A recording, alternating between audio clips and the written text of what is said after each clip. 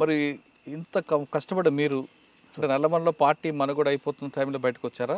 లేదు మీరు వ్యక్తిగత కారణాలతోనే సరెండర్ అయ్యారా? నేను వ్యక్తిగత కారణాలతోనే సరెండర్ అయ్యాను సార్. వ్యక్తిగత కారణాలు అంటే అప్పటికి ఉద్యమంలో ఈ కమ్యూనికేషన్ గ్యాప్ ఎట్లా ఉంటుంది సార్ అంటే ఒక ఊర్లో ఉట్టిగానే వానికి పడకున్నా కూడా మా దగ్గరికి వచ్చేసి వాడు ఇన్ఫార్మర్ అని చెప్పేస్తారు. అది పార్టీ వెనక ముందు ఆలోచించకుండా వాడిని చంపేస్తారు.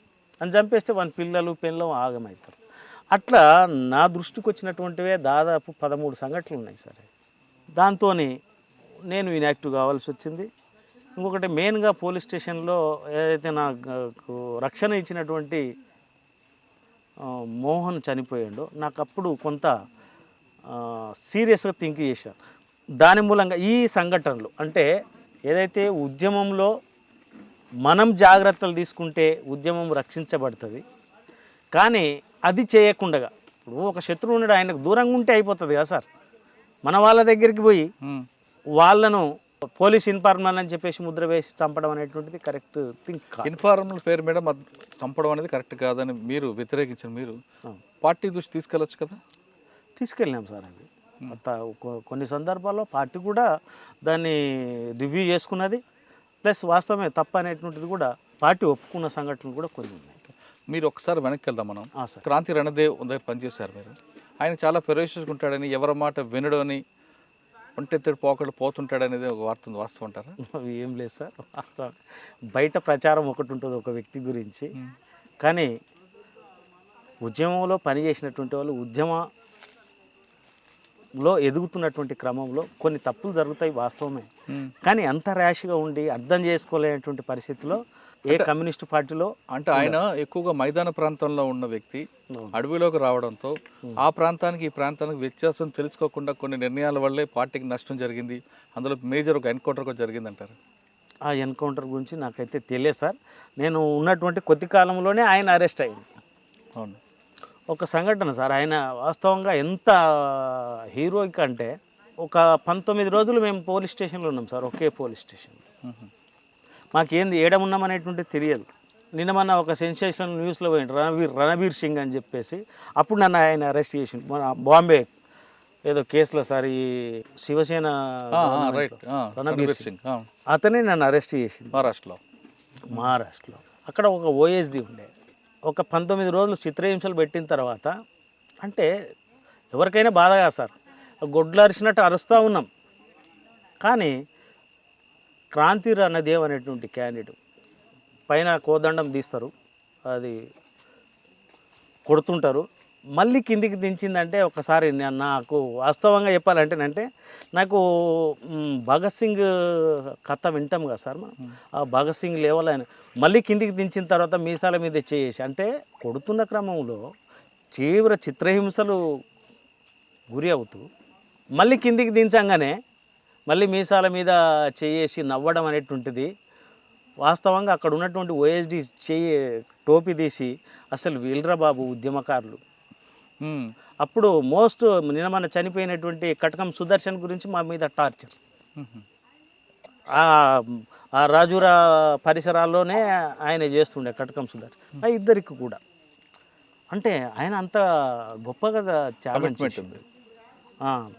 ఇక ఆయనకు సంబంధించినటువంటి ఆర్గనైజేషన్లు అయితే నేను లేను సార్. ఎవరు క్రాంతి రణదేవ్ ఓన్లీ టెక్లో మాత్రమే ఆయన నాకు పరిచయం. ఓకే, క్రాంతి అయిపోయింది. ఆ విషయం తర్వాత మీరు పార్టీల నుంచి వ్యక్తిగత కారణాలతో విభేదించారు. అవును సార్. ఎవరు పార్టీకి చెప్పొచ్చారా చెప్పకుండా వచ్చారా? నేనా సార్? అది చెప్పే వచ్చిన. పార్టీ అనుమతి ఇచ్చిందా? అనుమతి ఇవ్వరు సార్. కొంతకాలం పక్కన ఉండమంటారు.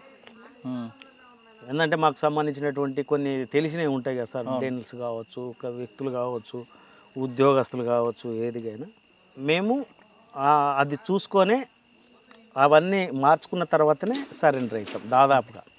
ఎవరి ద్వారా సరెండర్ అయ్యారు? ఎక్కడ అయ్యారు?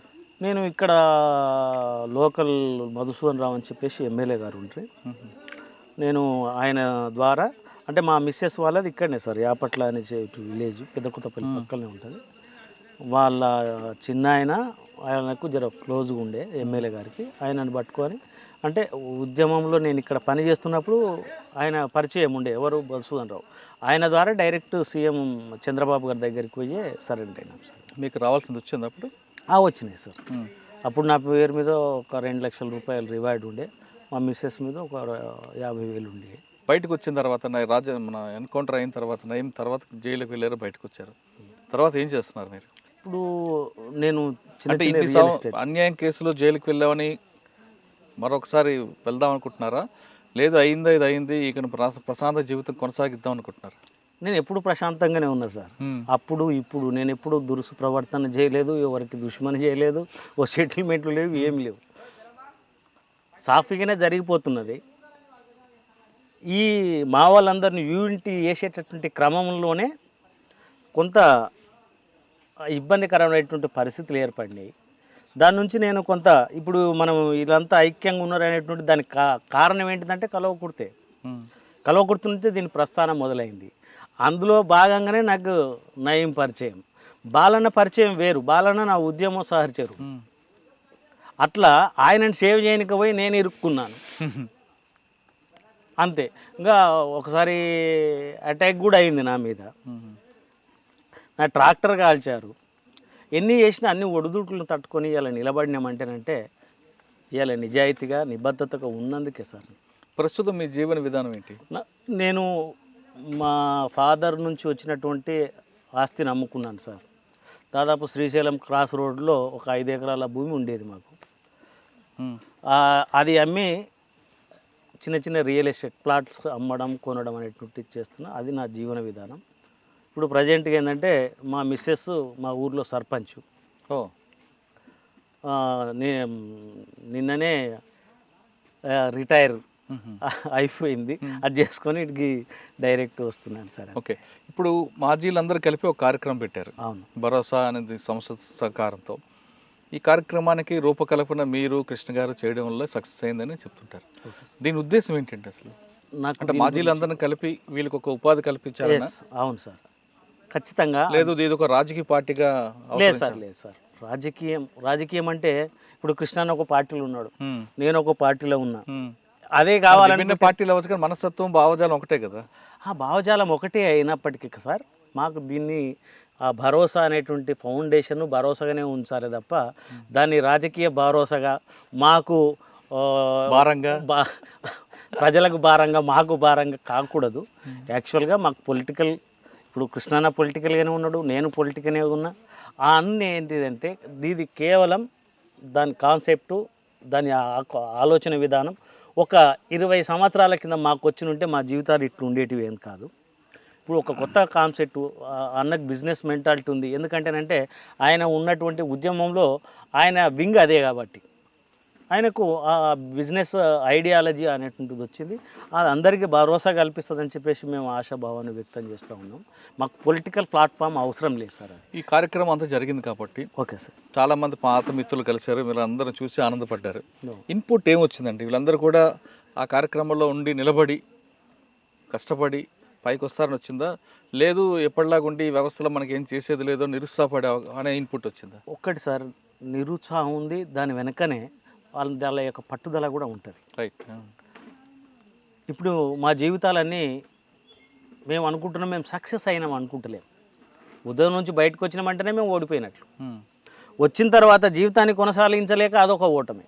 కానీ ఆ ఓటమిలే విజయానికి సంబంధించినటువంటి సిమ్టమ్స్ ఉంటాయి. దానికి తల్లి మేము ఇప్పుడు ఓడిపోవచ్చు కానీ రేపు భవిష్యత్తులో నిలబడతాం, మా భరోసా కంపెనీ నిలబడుతుంది, ఈ అందరికీ చేయూతనిస్తుంది అని చెప్పేసి. ఎందుకంటేనంటే నా వయసు చాలా అయిపోయింది సార్. వాస్తవంగా ఏంటంటేనంటే మేము చాలా యాక్టివిటీస్లో ఇప్పటి వరకు మేము మీ తాన కూర్చున్నది ఇంతే అంటేనంటే అదొక పెద్ద హిస్టరీ.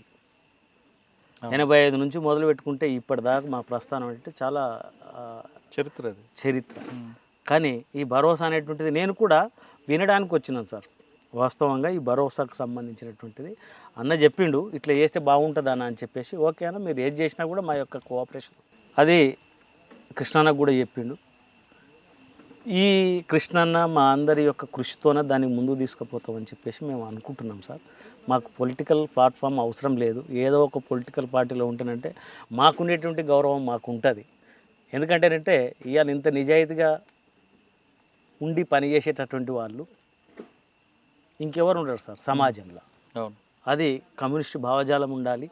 అది ఏ కమ్యూనిస్ట్ పార్టీ అయినా కానీ. నానా రకాల కమ్యూనిస్ట్ పార్టీలు ఉన్నాయి. ఇప్పుడు మావోయిస్ట్ పార్టీ ఉంది, సిపిఐ ఉంది, సిపిఎం ఉంది, జనశక్తి ఉంది, ప్రతిఘటన ఉంది. ఎవరైనా కూడా వాళ్ళందరూ నిజాయితీగానే ఉంటారు తమ స్థాయిలలో. ఇంత పట్టుదలగా పనిచేసినటువంటి వాళ్ళం మా గురించి మాకు ఇంతవరకు అయితే తెలియదు. ఒక మిత్రుడు వచ్చిండు, దానికి నాకు చేయుతనియండి, నేను మిమ్మల్ని అందరికీ భరోసా కల్పిస్తున్నప్పుడు మేము ఓటమి అని దాన్ని అనుకోవట్లేదు. ఓటమి నుంచి మేము విజయాల్ని నేర్చుకుంటాం. మాకు ఇప్పుడు ఉన్నటువంటి గవర్నమెంట్ వాస్తవంగా చెప్పాలంటే మన రేవంత్ రెడ్డి గారు పక్క విలేజెస్ సార్ నాది. రేవంత్ రెడ్డి గారు మా ఊర్లోనే చదువుకున్నారు. వాళ్ళ అన్న తిరుపతి రెడ్డి గారు మా ఊర్లోనే చదువుకున్నారు. వాళ్ళ ఫ్యామిలీ అంతా మనకు ముఖ పరిచయాలు. ఎందుకంటే గవర్నమెంట్ కొత్తగా ఏర్పడింది, ఆయన కూడా కొద్ది పేదల పక్షాన నిలబడుతున్నాడు కాబట్టి ఈ యొక్క ఇష్యూస్ తన వద్దకు తీసుకొని పోయి ప్రభుత్వం నుంచి ఏమన్నా సపోర్ట్ దొరుకుతుంది అని చెప్పేసి ఆలోచన చేయలేదనుకుంటేనంటే మేము ఇప్పటికీ మా స్థాయిలలో మేము బతుకుతున్నాం. మేము గిరిజనులకే ఒక సహకార సంఘాన్ని ఏర్పాటు చేసినటువంటి వాళ్ళం. డబ్బులు లేవు అప్పుడు, గమ్. అవును. ఆ గమ్ అంతా ఒకతాన పోగు చేసి అమ్ముకొని ఆ హాస్పిటల్ ఖర్చులు లేకపోతే అభివృద్ధికి ఖర్చు పెట్టుకో అని చెప్పేసి చెప్పినటువంటి వాళ్ళం. మేము ఇంతకాలం కనికష్టంగా బతికినాం. ఇప్పుడు తలా 4 రూపాయలు పోగు చేసుకొని ఒక పెట్టుబడి చేసి ఆ పెట్టుబడిని మళ్ళీ సంపదగా మార్చుకునేటువంటి ఒక ఐడియాలజీతో ముందుకు వస్తున్నాం. ఐడియా ఉంది, శక్తి కూడా ఉంది. శక్తి కూడా ఉంది.